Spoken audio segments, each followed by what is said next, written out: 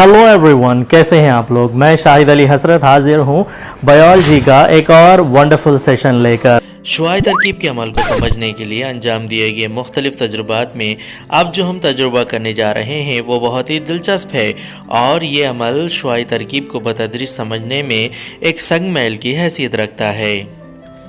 आइए देखते हैं जोसेफ प्रेस्ली के बेल जार एक्सपेरिमेंट्स और उनके फाइंडिंग्स। तजुर्बे में जोसेफ प्रेस्ली ने इस्तेमाल किया एक बेल जार, एक चूहा, एक जलती हुई मोमबत्ती और एक मिंट प्लांट या पुदीने का पौधे को और हवा और शुआई तरकीब के रिश्ते को बयान करने की कोशिश की है। सबसे पहले तजुर्बे में प्रेस्ली ने मुशाहिदा किया कि बंद घंटी नुमा इस्तिवाना या बेल जार में मौजूद जलती हुई मोमबत्ती बहुत जल्द बुझ जाती है। सोचिए ऐसा क्यों हुआ होगा। दूसरे तजुर्बे में उसने पाया कि इसी तरह घंटी नुमा इस्तिवाने में बंद जगह में चूहे का भी दम घुटता है। उसने यह नतीजा अख्ज़ किया कि घंटी नुमा इस्तिवाने में चाहे जलती मोमबत्ती हो या हैवान के सांस लेने से हो, बहरहाल इसमें मौजूद हवा की हैयत में ज़रूर तब्दीली वाक़ होती है। तीसरे तजुर्बे में जब उसने पुदीने के पौधे या मिंट प्लांट को घंटी नुमा इस्तिवाना या बेल जार में रखा तो उसने देखा कि हैरत अंगेज़ तौर पर चूहा जिंदा था और बैरूनी जानिब से सुलगाई गई या जलाई गई मोमबत्ती मुसलसिल जल रही थी।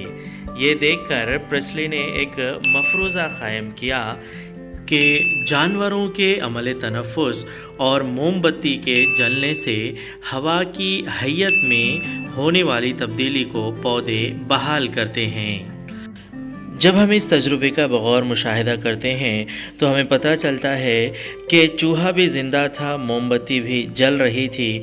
वो इसलिए कि पौधों से निकलने वाली ऑक्सीजन मोमबत्ती को जला रही थी और वही ऑक्सीजन चूहे का भी दम घुटने से बचा रही थी।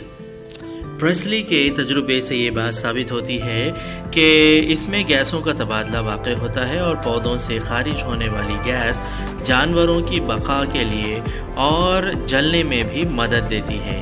पौधे हवा में मौजूद कार्बन डाइऑक्साइड को शुआई तरकीब के लिए और ऑक्सीजन को अमल तनफ़ुस में इस्तेमाल करते हैं। तो इसके लिए आप भी अपने जमातों में इस तजुर्बे को दोहराइए और देखिए कि क्या आपको भी इसी तरह के रिज़ल्ट्स आते हैं। तो क्या रिज़ल्ट्स आते हैं आपको हमें ज़रूर शेयर कीजिए। मिलते हैं अगले वीडियो में कुछ और नई मालूमात के साथ।